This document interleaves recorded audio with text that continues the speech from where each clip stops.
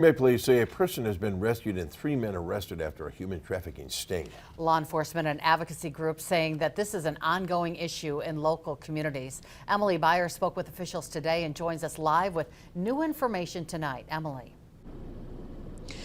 Bill and Cammie, the advocacy group Awaken Wisconsin tells me they see a new person each week connected to crimes like these. Green Bay police telling us they're investigating and talking with dozens of victims in northeast Wisconsin. They say this is a complex issue and both advocates and police are fighting for change.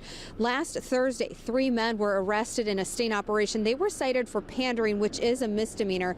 The bust was in partnership with Green Bay Police, DCI, and Awaken Wisconsin, which tells me a woman victim was recovered in the incident.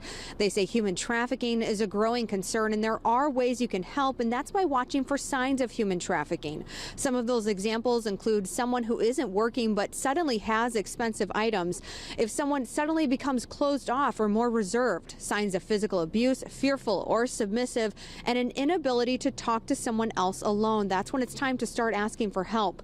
Law enforcement, the court system, advocacy, and support groups say they have to work together to break these cycles and help victims.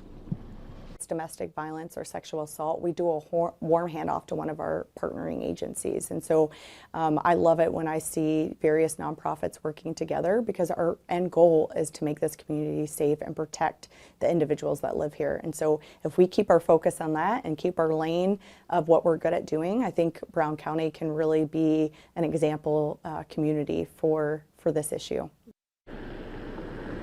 Now, if you suspect someone you know is a victim of human trafficking, you're asked to contact Green Bay Police. There's also the Human Trafficking Hotline, as well as other advocacy groups. We have their information for you on our website, WBAY.com. Bill.